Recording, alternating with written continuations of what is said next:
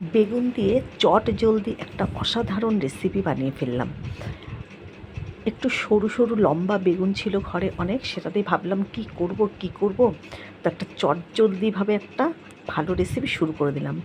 অনেকটা পরিমাণে আমি পোস্ত ভিজিয়ে রেখেছি, আর তার মধ্যে ছোট 1 চামচ সর্ষে আর 3 থেকে 4টে কাঁচা লঙ্কা, এটা আমি রেডি করে নিলাম।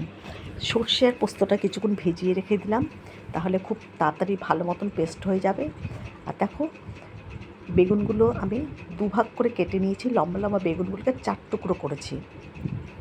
এবার এটাকে নুন হলুদ দিয়ে আর কিছুটা এর মধ্যে সর্ষের তেল দিয়ে আমি মাখিয়ে রেখে দিলাম 10-15 মিনিট। এই বেগুনের রেসিপিটা দুদিন আমি আগে বানিয়েছিলাম, আগে খেয়ে দেখলাম কেমন হয়েছে। দারুণ খেতে লেগেছিল, এ দিয়েই পুরো ভাত খেয়ে নেওয়া যায়। তো যাই হোক, যারা পোস্ত শস্য পছন্দ করো তাদের এটা কিন্তু খেতে দারুণ লাগবে। তো যাই হোক, আর আমি বেশি পরিমাণে একটু পোস্তটা দিয়ে বানিয়েছি, সামান্য একটু শুধু সর্ষে নিয়েছি, কালো সর্ষে, আর একটু ঝালঝাল বানিয়েছিলাম।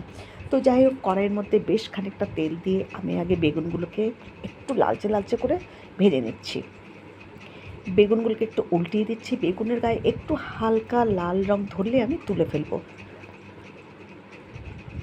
আর হতে এতটা সময় অল্প লাগে কি বলবো বন্ধুরা, এইভাবে তোমরা বানিয়ে খেয়ে দেখো, আর দারুণ লাগে খেতে। তো যাই হোক, তোমাদের ভালো লাগলে একটা লাইক করো, একটা কমেন্ট করো।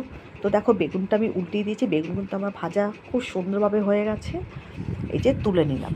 তো বেগুনগুলো এখানে অনেকগুলো বেগুন, দেখো সবগুলো আমি ভেজে নিয়েছি।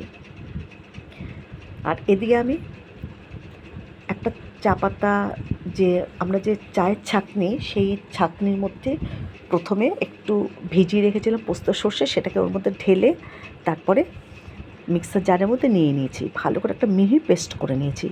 পেস্ট করবার সময় আমি একটু নুন দিয়েছি। তো যাই হোক, সব বেগুন ভাজার পরে ওই কড়াইয়ে একটা কালো জিরে, একটা শুকনো লঙ্কা আর কিছুটা কালো জিরে আমি ফোড়ন দিয়েছি। আরেকটু আমি পরিমাণে তেল দিয়ে দিলাম। দেখো, ভালো করে ফোড়নটা দেওয়ার পরে এর মধ্যে আমি যে বেটে রেখেছি পোস্তটা, সেটা এর মধ্যে দিয়ে দেবো। দিয়ে কিছুক্ষণ শুধু একটু নাড়িয়ে চাড়িয়ে দিতে হবে। এর মধ্যে পরিমাণ মতন একটু নুন আর হলুদ দিয়ে দিলাম আগে আমি। এবার এর মধ্যে এবার বেটে রাখা পোস্তটা দিয়ে কিছুক্ষণ নাড়াচাড়া করবো। আমি কিন্তু বেশি উপকরণ দিইনি, আমি জাস্ট এই দুটো উপকরণ দিয়ে করলাম। তোমরা ইচ্ছে করলে এর মধ্যে সামান্য একটু হিং দিতে পারো, একটু দই দিতে পারো। তো আমি শুধু পোস্ত আর সামান্য একটু সর্ষে দিয়ে এটা বানালাম। আর এইভাবে করে দেখো, কম উপকরণে দারুণ লাগে খেতে। তো যাই হোক, কিছুক্ষণ এটা একটু ফুটে উঠলেই বেগুনটা দিয়ে নাবিয়ে নিলেই কিন্তু আমার রেডি হয়ে যাবে নতুন একটা রেসিপি, বেগুন পোস্তর ঝাল। তো যাই হোক, সামান্য একটু আমি এর মধ্যে চিনি দিয়েছি। দেখো, ভালো করে ফুটে উঠেছিল, গ্যাসটাকে কমিয়ে দিয়েছি। এবার আমি এর মধ্যে বেগুনগুলো দিয়ে দেবো। বেগুনটা দিয়ে কিন্তু খুব বেশিক্ষণ কিন্তু একদম ফোটাবে না, তাহলে কিন্তু বেগুনগুলো সব গলে যাবে। জাস্ট এটা দিয়ে একটু নাড়িয়ে চাড়িয়ে নামিয়ে নিলে কিন্তু পোস্ত দিয়ে বেগুন একেবারে রেডি হয়ে যাবে। শুধু একটু নাড়িয়ে চাড়িয়ে আস্তে আস্তে করে নাড়াতে হবে। দেখো, বেগুন পোস্ত কিন্তু একেবারে রেডি। এবার আমি গ্যাসটাকে অফ করে দিলাম। ওপর থেকে সামান্য একটু আমি গরম মশলা আর জিরে গুঁড়ো, ধনে গুঁড়ো, সামান্য একটু শুকনো লঙ্কা দিয়ে একটা আমি মশলা বানিয়েছিলাম, সেটা ওপর দিয়ে একটু দিয়ে দিলাম।